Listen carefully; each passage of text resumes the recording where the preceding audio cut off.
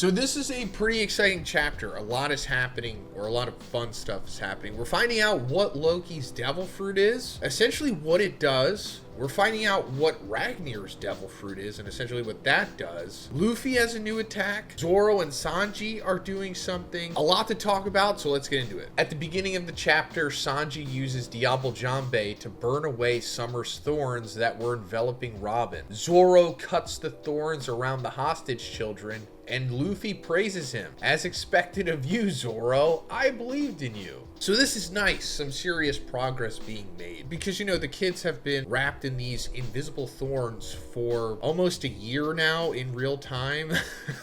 It's been a couple chapters in the actual story. I mean, it was kind of frustrating because the Giants and Elbaf, like, couldn't do anything about it. Just hurting themselves, not using hockey. Ripley even just accepted death in the previous chapter because nothing could be done. But then Zoro and Sanji just come in and they're like, there you go, guys. That wasn't so hard. And this is kind of just part of the course with these One Piece arcs. Luffy and Loki save the children and bring them near Jarl.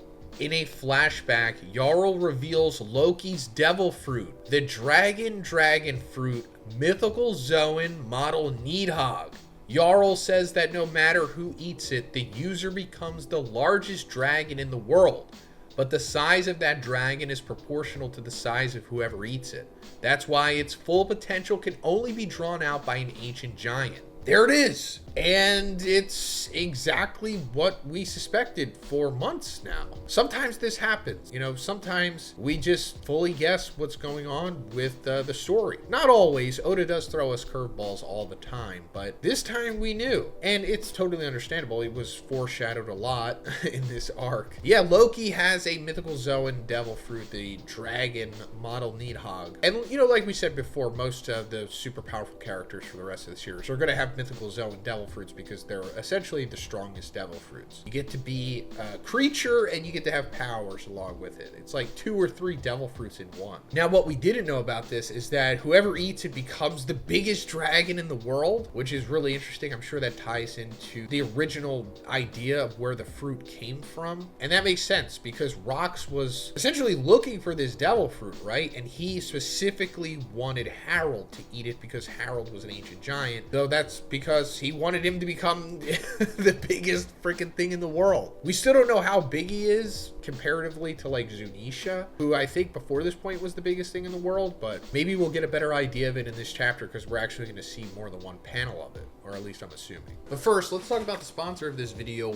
Bellroy, because I just got their light travel pack and it's pretty amazing. It's a compact 30-liter format and it's made of Duralite nylon material and it's super lightweight at 950 grams. It folds out flat for easy packing with internal mesh packing cells and dividers, as well as a quick access top pocket for passport and essentials, and a rear zip-up laptop pocket which fits 16-inch laptops. It has tuck-away shoulder straps for if you want to hold it like a bag, and it can fit onto your luggage with its back pass-through. I've been looking for a bag like this for a while now, so I'm so glad that I was able to find Bellroy's because this is for sure my go-to backpack from now on. Not just for travel, but just when I need a backpack in general. Bellroy also has tons of other high-quality products, such as carry-on, other bags, slim wallets, phone cases, and other accessories. So make sure to check out their full catalog by going through the link in my description. And if you do that, you'll be able to receive 10% off of anything on the Bellroy website. But make sure you go through the link in my description.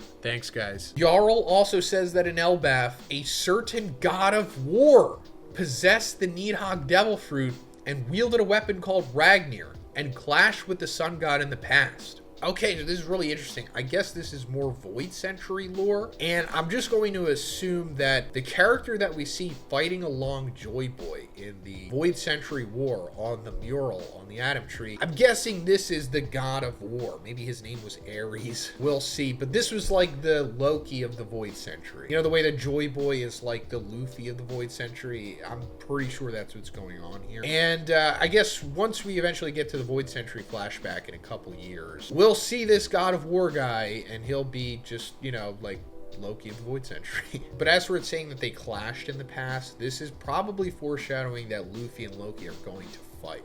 I mean, they technically already did kind of fight earlier on, but you know what I mean? Like, I think they're going to, like, fight because of, you know, unfortunately, Damiverse stuff, but we'll get to that when we do. Jarl adds that the God of War was said to be accompanied by his loyal confidant, the ice squirrel Ratatoskr. All right, so that's confirming that, too. Double confirmation in this chapter. We assumed that Ragnir's devil fruit was going to be the Ratatoskr, and it's also confirming that he has the ice powers, which I guess we also assumed because Loki hit the Draugr sleep tin and made it ice. So that clarifies a few things here. Ragnir has the ice powers and is the mythical Zhoniin Ratatoskr, and I guess this means that the Nidhogg has lightning powers. Remains to be seen if it has fire powers, which, you know, may or may not relate to that dragon that we saw in the mural. But I'm assuming that, yeah, it has lightning powers, and that's where the lightning is coming from.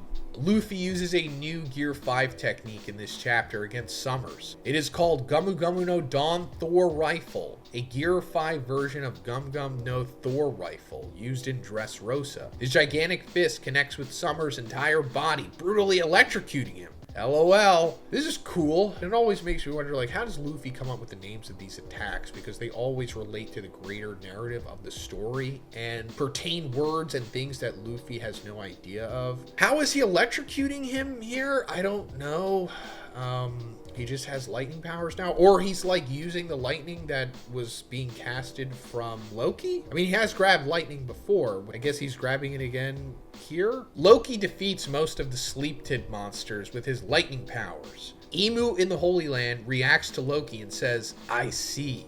Nidhogg, you were in Elbaf all along. No break next week." Okay, so typical incompetent Emu all this time didn't know that the Nidhogg fruit was an Elbaf. And of course, they're interested in the Nidhogg fruit because it is clearly one of the strongest devil fruits ever. It's probably top 5 at this point. And again, it makes you wonder, like, is this the dragon on the mural from pre-Void Century time that was fighting against the Hellfire Serpent? I don't know. Could be, but that dragon looks a little different. Like I said before, it has the horns facing the other way. And granted, these are supposed to represent Loki's horns, which face the opposite way anyway, and it's breathing fire. So it could be, but maybe that dragon is something entirely different, and then there's just supposed to be like a couple dragons that are ultra powerful that existed at some point. Because again, it's, I don't know, implied, at least in my opinion, that this could be what Emu's devil fruit is, or Emu's power is. I don't know if Emu has a devil fruit, more so just has like a power that is beyond devil fruits. But, you know, we'll get more into that, I guess. Let me know what you think about this chapter in the comments, guys. We'll get more into this tomorrow with the full summary. And if you liked it, please give it a like and please subscribe if you haven't already. Have a great day. I'll see you in the next one.